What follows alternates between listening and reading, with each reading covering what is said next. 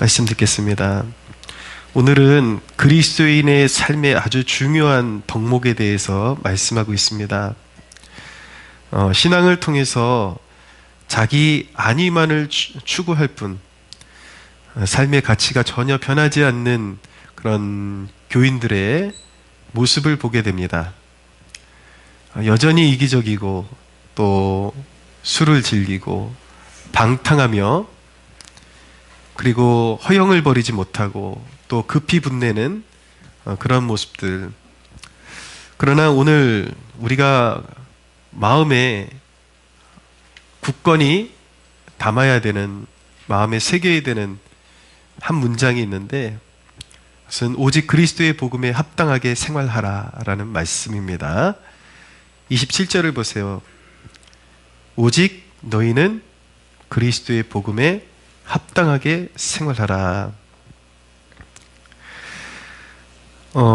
복음을 받아들이면 거듭나게 됩니다. 예수 그리스도가 나의 죄를 위해서 십자가 지신 분이라는 것, 오직 예수님만이 나의 죄를 용서하시는 분이라는 것, 그것을 믿으면 거듭나게 됩니다. 그것을 우리는 영적인 갱신이라고 말합니다. 옛사람을 벗어버리고 완전히 새 사람으로 다시 태어나게 되는 거죠. 영적인 갱신이라고 하는데, 이 거듭난 백성은 또 한 가지의 숙제가 있는데, 거듭났으면 이제 도덕적인 갱신을 이루어 가야 합니다.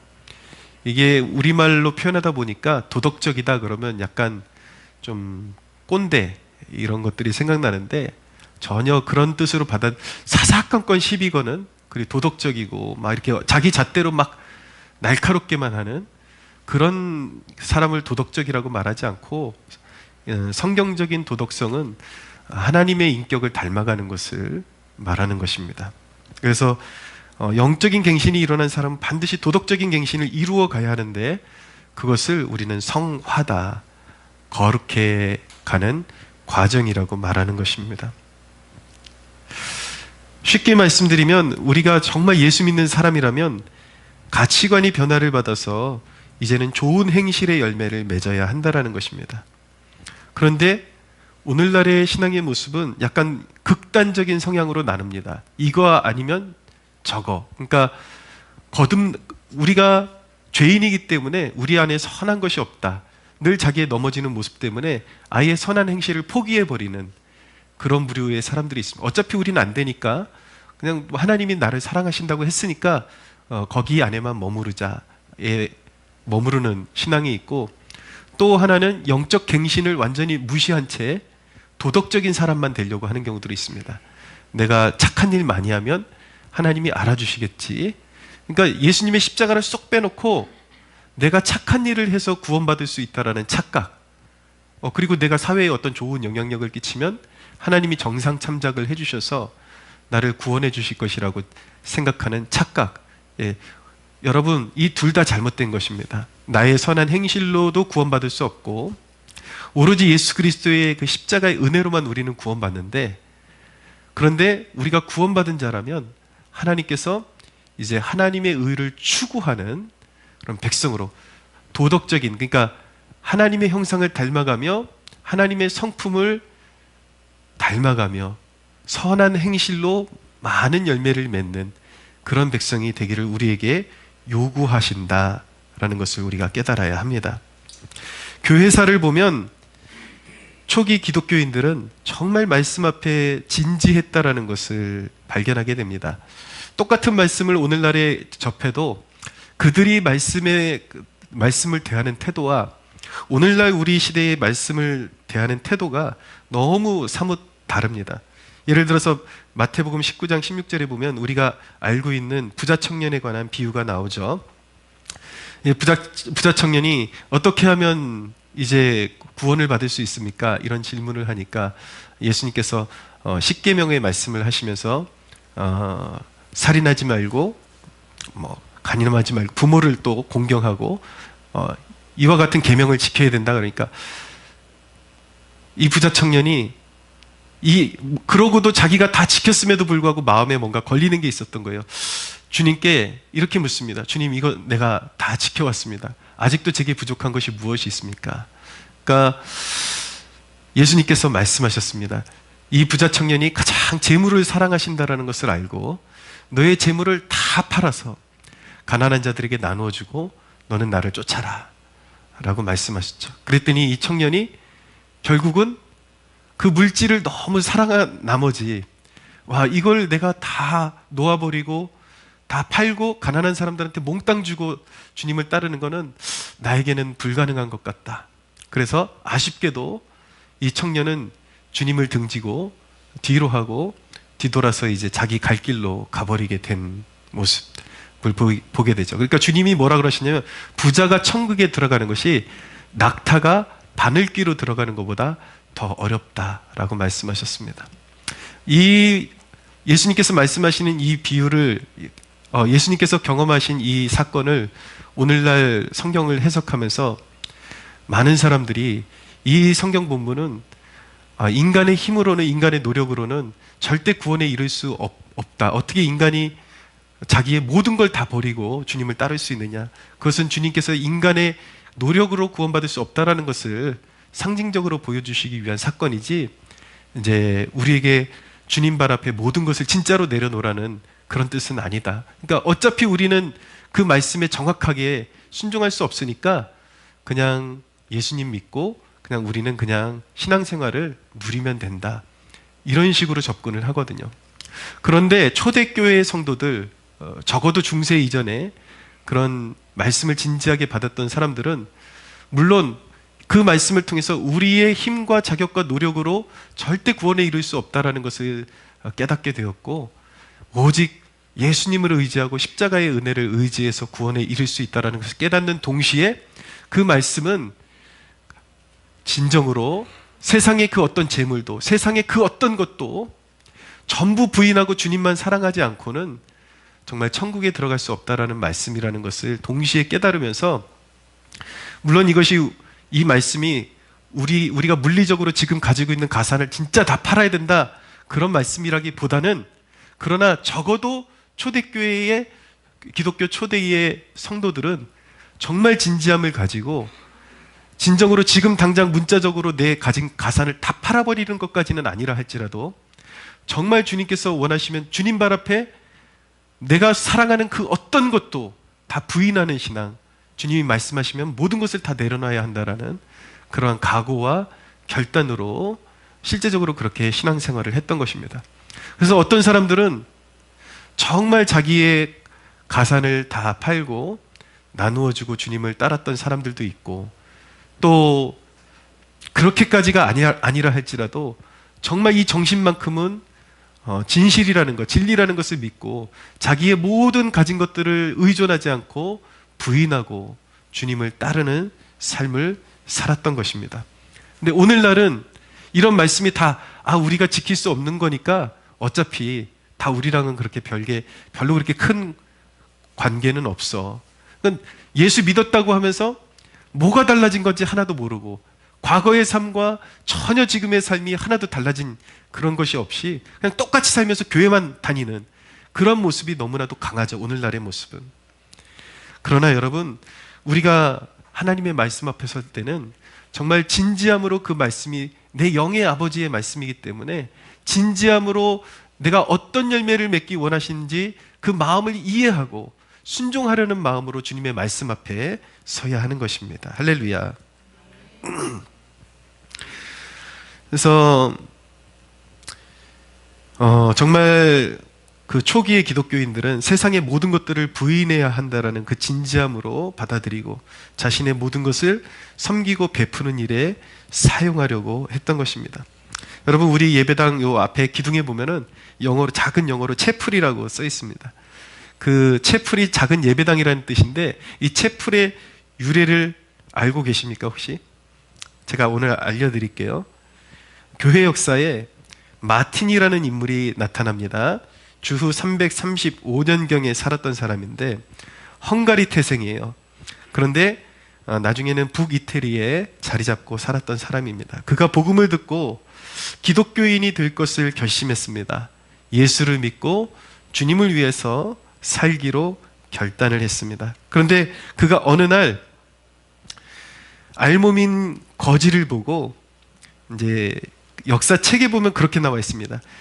자기가 쓰고 있던 모자 반쪽을 나눠서 그 알몸인 사람에게 나누어서 그 몸을 가리게 해주었다라는 표현이 나오는데, 저는 처음에는 아니 모자가 도대체 어떻게 생겼는데 모자 반쪽을 찢어가지고 그 야구 모자 같은 그런 건 아닐 거고, 도대체 이걸 어떻게 생긴 걸 이렇게 번역을 해놓은 거지? 어떻게 하면 모자 반쪽을 자르면 그 알몸을 가릴 수가 있을까? 그걸 되게 고민을 많이 해봤어요. 근데 그 모자를 영어로 표기하는 걸 보면서 짐작을 할 수 있겠더라고요. 그래서 그 모자를 영어로 케이프라고 표기를 해놨는데, 단어를 찾아보니까 망토라는 그런 의미를 가지고 있었습니다. 여러분들이 상상하기 좋은 것이 무엇이냐면, 영화 보면 수도사들이 머리끝부터 발끝까지 덮고 있는 망토 있잖아요. 모자도 되고 몸 다 덮고 있는, 아마 그것이었을 것이다. 그래서 그걸 찢어서 나도 좀 가리고, 추울 때 가리고 다니고, 또 알몸인 사람도 그걸 통해서 이렇게 저녁에 잘 때 그걸로 담요로 쓸 수 있게끔 그렇게 배려를 해준 것이라는 것을 알게 됩니다. 근데 그게 별거 아닌 것 같은데, 이 마틴이 그날 밤에 잠을 자다 꿈을 꿨는데 주님이 나타나셔서 이런 말씀을 하셨습니다. 너희가 내 형제 중에 지극히 작은 자에게 행한 것이 곧 나에게 한 것이다 라는 주님의 격려의 말씀을 경험하게 되었습니다. 정말 우리가 예수님의 이름으로 작은 섬김을 베푸는 것, 가난한 자에게, 그리고 약한 자에게 진정으로 그들의 필요를 조금이라도 도울 수 있다면 주님이 얼마나 기뻐하시는지, 그런 사건을 체험하게 된 것입니다.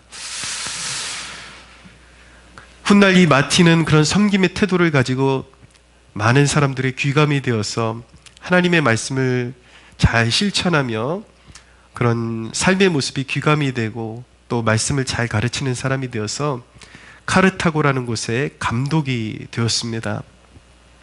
이 케이프, 이 망토가 바로, 이 케이프가 바로 채플의 어원이 되는 것입니다. 그러니까 이 예배당이라는 것은 주님의 그 작은 사랑을 나누는 것, 그것이 바로 주님이 기뻐하시는 것이다 라는 뜻을 가지고 있는 것입니다.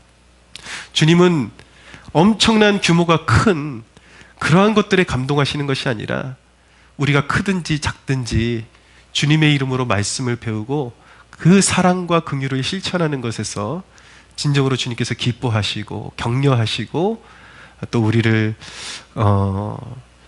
정말 주님께서 그 섬김을 기쁘게 받으시고 우리를 자비로 붙들어 주시고 의의 길로 이끌어 주신다라는 것을 함축적으로 채플이라는 단어에 담고 있는 것입니다. 오늘 이 채플 안에서 예배하는 성도 여러분, 그 채플이 담고 있는 진정한 영적인 의미에 합당한 그런 삶의 모습을 실천하고 갖추어가는 저와 여러분들이 되기를 예수님의 이름으로 축원합니다. 그렇죠. 오늘날의 그리스도인들과 과거의 그리스도인들이 그런 차이가 있단 말이에요. 말씀을 배우면 무조건 우리는 연약하니까 우리는 어차피 안 해도 돼, 할 수 없어, 이거에 포커스를 맞춘 것과, 우리는 연약하고 할 수 없지만 예수님이 우리의 의가 되시고 우리의 전부가 되어주시니까 우리는 그분처럼 그렇게 섬기는 삶을 살아야 한다라는 신앙의 태도는 완전히 다른 것입니다. 기독교인의 삶은 바로 헌신의 삶이고 나누는 삶이 되어야 하는 것입니다. 바로 우리가 믿는 예수 그리스도께서 영적인 거렁뱅이인 우리를 위해서, 우리를 구원하시기 위해서 자기를 한없이 낮추시고 자신을 기꺼이 내어주셨기 때문에 기독교인들의 삶은 그런 헌신의 삶, 나눔의 삶의 성격이 강한 것입니다. 그래서 기독교의 황금률은 무엇이냐면, 예수님께서 너희가 믿는 자라면 이것을 기억해야 한다라고 말씀하셨어요. 마태복음 7장 12절에 보면, 그러므로 무엇이든지 남에게 대접을 받고자 하는 대로 너희도 남을 대접하라. 이것이 바로 율법이요 선지자니라. 할렐루야. 그리고 또 기독교인의 궁극적인 삶의 목적을 이렇게 이야기합니다. 디도서 2장 14절에 보면, 그가 우리를 대신하여 자신을 주심은 모든 불법에서 우리를 속량하시고 우리를 깨끗하게 하사 선한 일을 열심히 하는 자기 백성을 되게 하려 하심이라. 아멘. 아멘입니까? 네. 근데 여러분, 이걸 순서가 바뀌면 완전히 다른 게 되는 겁니다. 예수님의 십자가의 은혜가 없이 나의 선행으로 구원받으려고 하면 그건 자신의 종교가 되는 것이고, 예수님이 없이는 진정한 선행은 존재할 수 없다라는 것.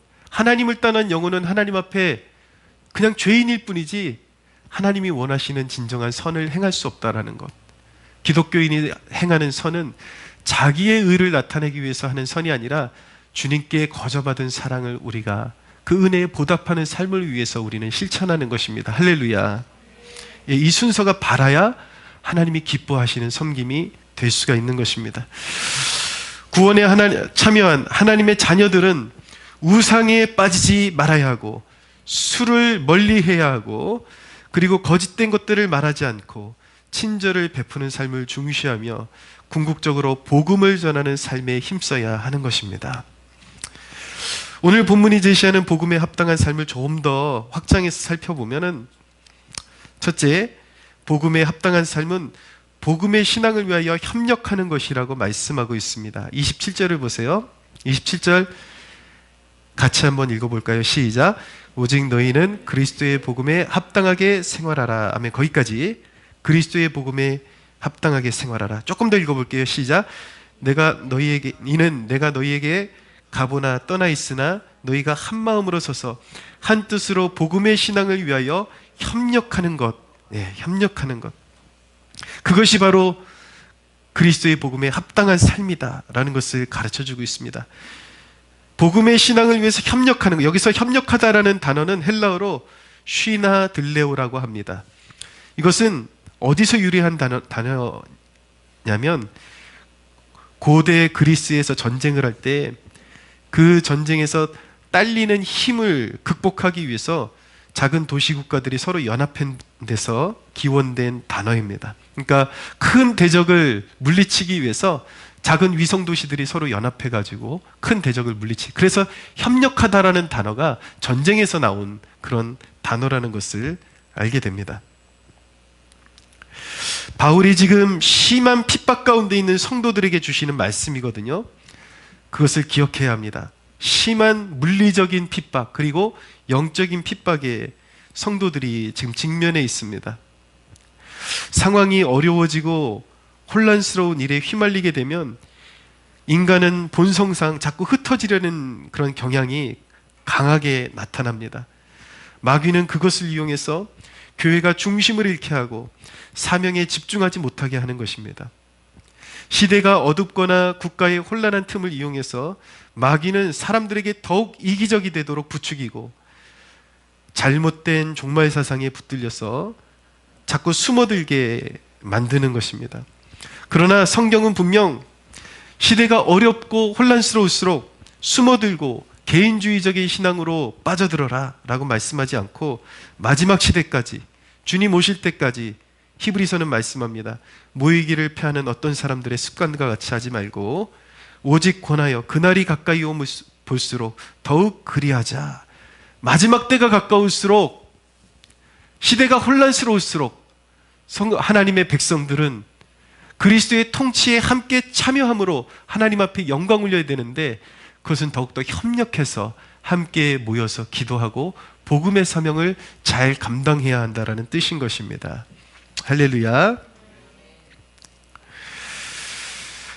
협력하다.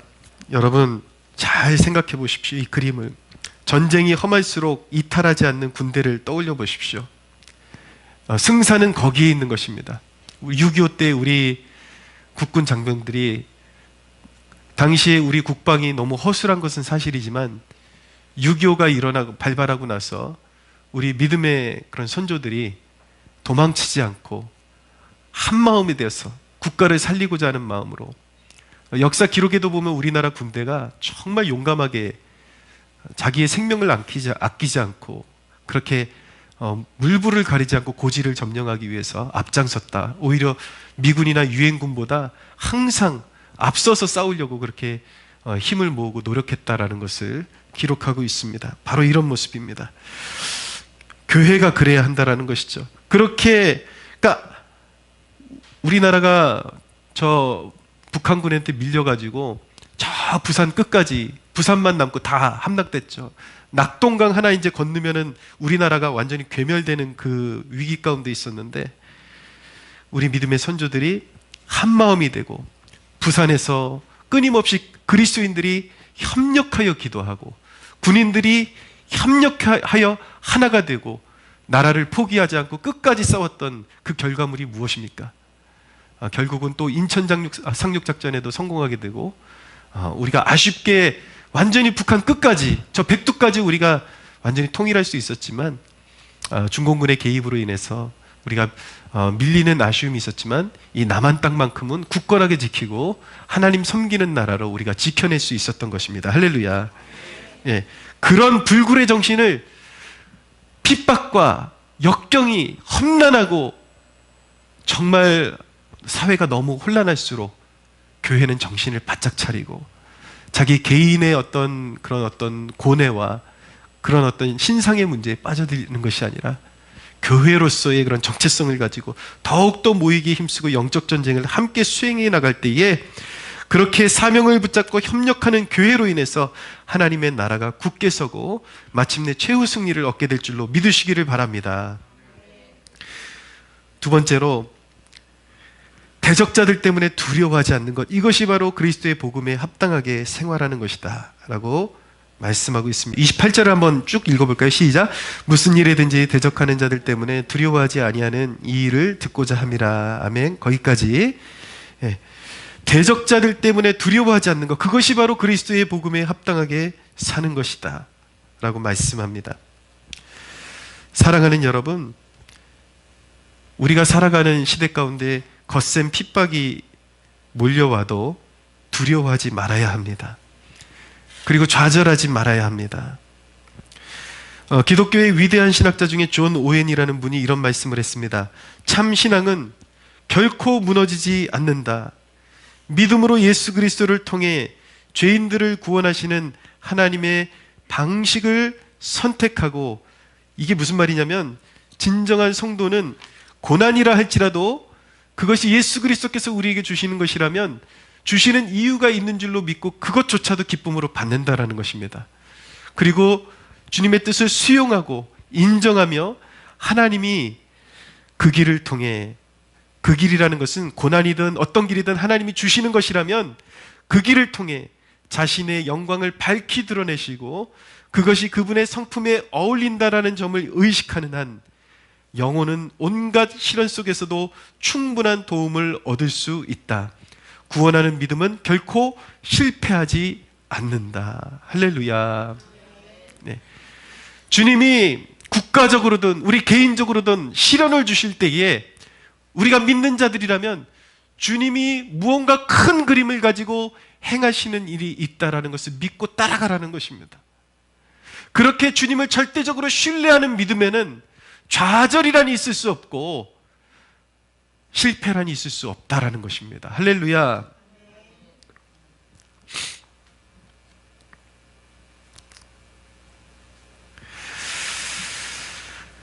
하나님은 매 순간 우리 믿음의 정체성을, 믿음의 진정성을 체크하시고 두드려 보신다라는 사실을 기억해야 합니다. 신실함과 인내야말로 알곡 신자들의 두드러지는 특징이라는 것을 기억하십시오. 만일 그 무엇이 여러분들의 믿음을 송두리째 흔들어 놓고 있다면 바로 그것이, 바로 여러분이 그것을 주님보다 더 크게 보는 것이거나 사랑하는 것일 수도 있음을 깨달아야 하는 것입니다. 모든 것들을 주님 발 앞에 내려놓을 수 있다면 우리는 항상 기뻐할 수 있습니다. 언제나 기도할 수 있습니다. 범사에 감사할 수 있습니다. 할렐루야. 우리가 모든 상황 가운데 두려워하지 말아야 할 이유는 무엇인가? 하나님은 어디에 있든지 그의 백성을 아시고 함께 하시기 때문입니다. 믿으십시오. 기도하다가 내가 원하는 것과 정반대로 간다고 기도를 멈추는 것은 믿음이 아닌 것입니다. 여러분, 어떤 상황 가운데서든 하나님은 우리의 기도를 받으시고 통치하시고 쉬지 않고 자신의 구속 역사를 이루시기 위하여 하나님은 일하십니다. 하나님은 결코 실패하지 않으십니다. 인간의 계획은 실패로 돌아가는 것 같다 할지라도 결코 하나님의 계획은 실패하지 않습니다. 하나님을 믿는 자는 우리의 실패 속에 가둬두시는 것이 아니라 하나님의 성공 속으로 하나님은 초대하시고 반드시 동참하게 하시는 축복을 누리게 하십니다. 여러분보다 현명하신 하나님이 지금도 여전히 일하고 계시고 궁극의 뜻을 가지고 계시기 때문에 우리는 모든 두려움을 극복하고 끝까지 기도로 하나님의 뜻을 섬겨야 할 줄로 믿으시기 바랍니다. 감옥에 갇힌 사도가 핍박의 상황에 두려워하고 의심에 빠져있는 성도들에게 대답해 주는 것은 바로 이것입니다. 28절을 보십시오. 28절 중반절 이해해 보면은 이것이 그들에게는 멸망의 증거요 너희에게는 구원의 증거니 이는 하나님께로부터 난 것이니라 라고 말씀하고 있죠. 여러분, 핍박받고 연단받는 것에 대해서 인간적인 생각으로는 이게 맞는 건가라는 그런 의심이 들기도 하겠지만 의심하지 마십시오. 여러분, 세상에 악인들이 기승하고 또 교회를 핍박하는 것, 그것이 인간의 눈으로 보면 교회가 굉장히 밟히는 것 같고 너무나도 비참한 상태에 있는 것 같지만 하나님의 말씀은 분명하게 이렇게 말씀하고 있습니다. 이것이 그들에게는 멸망의 증거요 너희에게는 구원의 증거라 라고 말씀하고 있는 것입니다. 여러분, 이게 맞는 건가? 왜 하나님을 잘 섬기고 하나님을 경외하는 백성들이 이렇게 핍박을 받고 심한 고난을 받아야 되는 것이지?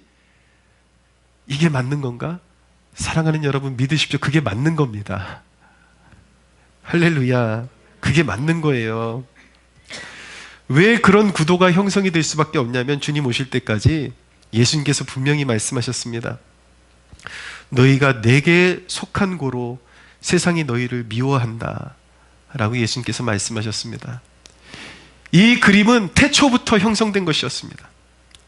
뱀이 아담과 하와를 유혹하고 죄에 빠뜨린 그 순간부터 하나님께서는 그렇게 말씀하셨거든요.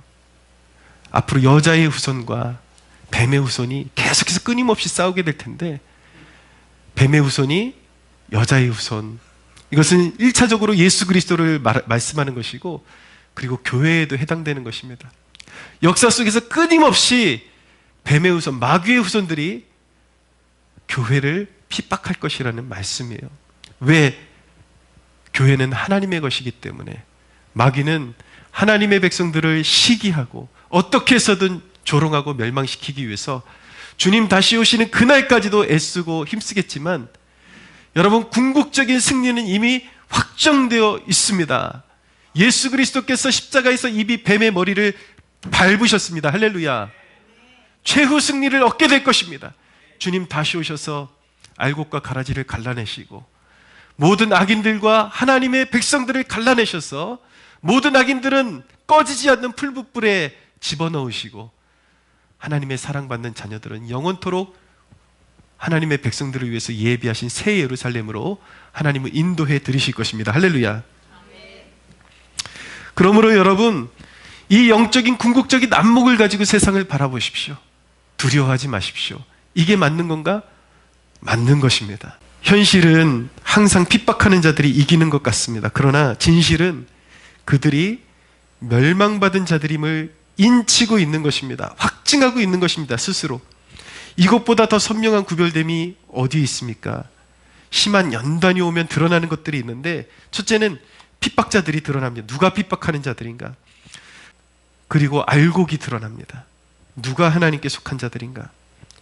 그리고 마침내 알곡 사이에 섞여있던 가라지들이 누구인지 심한 연단이 오면 드러나게 됩니다.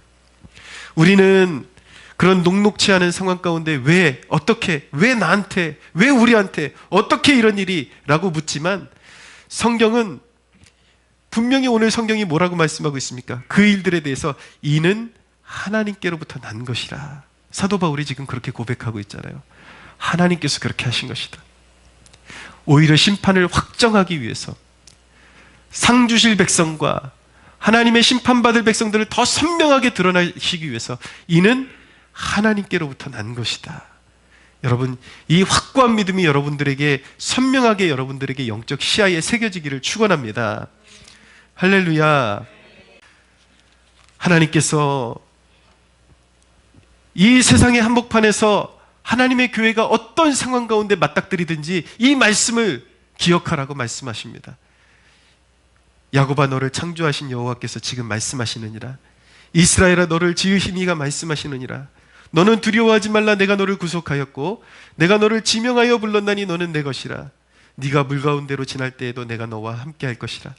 강을 건널 때에 물이 너를 침몰하지 못할 것이며 네가 불 가운데로 지날 때에도 타지 아니할 것이요 불꽃이 너를 사르지도 못하리니 대전하는 여호와 너의 하나님이요 이스라엘의 거룩한 이요 너희의 구원자임이라. 아멘. 사랑하는 여러분, 하나님이 우리에게 은혜를 주시는 이유가 있습니다. 29절을 보십시오. 같이 한번 읽어볼까요? 29절 시작. 그리스도를 위하여 너희에게 은혜를 주신 것은 다만 그를 믿을 뿐만 아니라 또한 그를 위하여 고난도 받게 하려 하심이라. 30절도 함께 읽어보겠습니다. 너희에게도 그와 같은 싸움이 있으니 너희가 내 안에서 본 바요 이제도 내 안에서 듣는 바니라. 아멘.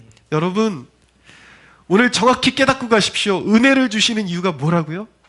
하나님의 자녀 삼아주시는 그 이유가 뭐라고요? 예수 그리스도를 위해서 고난도 함께 받게 하려 하십니다 라고 말씀하고 있습니다.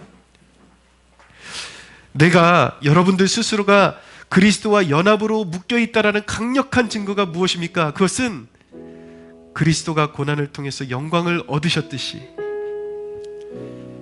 그리스도와 연합되면 당연히 고난을 받게 된다라는 것입니다.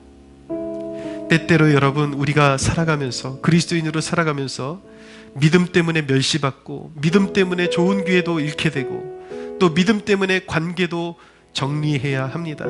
그럴 때마다 아픔이 있고 고통이 있습니다. 그러나 기억하십시오.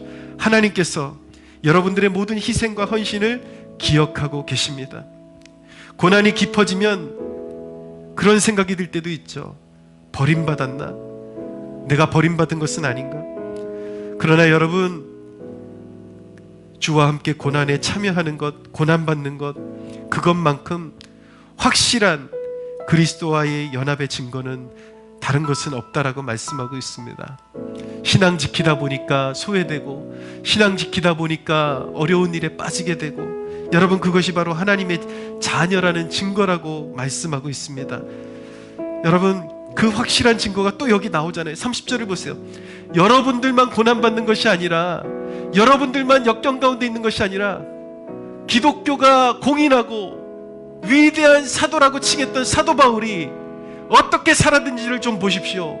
사도 바울이 고난받는 성도들에게 뭐라고 말씀하고 있습니까? 30절을 보세요. 너희에게도 그와 같은 싸움이 있으니 너희가 내 안에서 보고 있는 바다. 이제도 내 안에서 듣는 바니라. 너희들 보고 있잖아. 여러분들이 보고 있지 않습니까? 하나님의 사도인, 그리스도인 사도인 내가 이렇게 핍박받고 사람들에게 버림받고 이렇게 역경 가운데 놓여있는 것 보고 있지 않습니까? 왜 의심합니까? 왜 두려워합니까? 고난 가운데 있는 성도들이여, 역경 가운데 있는 하나님의 백성들이여, 두려워하지 마십시오. 할렐루야.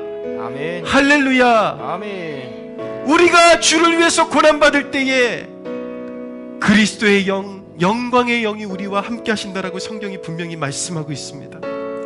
그럴수록 믿음을 지켜내십시오.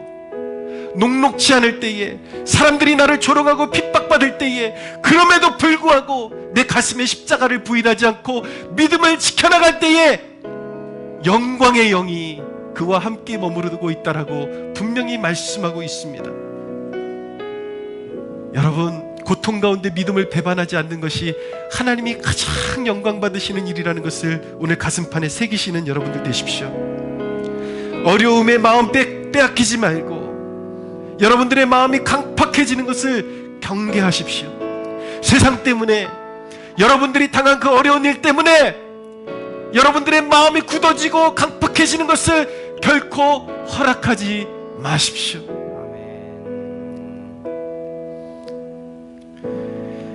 오늘 이 말씀 사도가 성령의 감동을 통해서 저와 여러분들에게 명령하고 계십니다. 그리스도의 복음에 합당하게 생활하라. 여러분, 우리는 자랑스러운 하나님의 자녀들입니다. 할렐루야. 아멘. 여러분, 세상의 핍박에 무릎 꿇지 않는 자랑스러운 하나님의 자녀들 됩시다. 할렐루야. 아멘. 이렇게 어려울 때일수록 우리는 중심을 잃지 말고 하나님의 자녀다운 모습으로 살아야 합니다. 마태복음 5장 14절에서 16절에 보면 이런 말씀이 있습니다. 너희는 세상의 빛이라. 산 위에 있는 동네가 숨겨지지 못할 것이다. 사람이 등불을 켜서 말 아래 두지 아니하고 등경 위에 두나니 이러므로 집안 모든 사람에게 비치느니라. 이같이 너희 빛이 사람 앞에 비치게 하여 그들로 너희 착한 행실을 보고 하늘에 계신 너희 아버지께 영광을 돌리게 하라. 여러분, 세상이 강팍해질수록, 우리를 조롱하는 목소리가 강해질수록 우리는 이웃에게 선함을 베풀어야 할 줄로 믿으시기를 바랍니다. 아멘. 할렐루야. 아멘. 세상이 우리의 마음을 딱딱하게 하고 경직되게 할지라도 우리는 성령의 빛을 받아서 우리의 마음이 굳어지지 않도록 해야 하고 진리의 말씀을 따라 살아야 할 줄로 믿습니다. 힘들고 어려울수록 손을 펴서 더 우리 아버지가 넉넉하신 것처럼 베푸는 삶을 살아갈 수 있게 되기를 축원합니다. 그리스도의 복음에 합당하게 생활하라. 오늘 사도의 외침이 오늘 우리의 삶에 실현되는 축복이 있기를 간절히 소원합니다. 우리 함께 기도하기를 원합니다. 오 주여, 이 역경 가운데 우리의 마음을 지켜주소서. 성령으로 말미암아 우리에게 부어주신 이 말씀을 따라서 너희는 복음에 합당하게 생활하라는 이 말씀 우리의 가슴판에 새기고 무너지지 않고 평강을 지켜내며 믿음을 지켜내며 선함을 베푸는 끝까지 승리하는 주의 백성 되게 하여 주시옵소서. 우리 함께 주여 부르짖고 기도하겠습니다. 주여,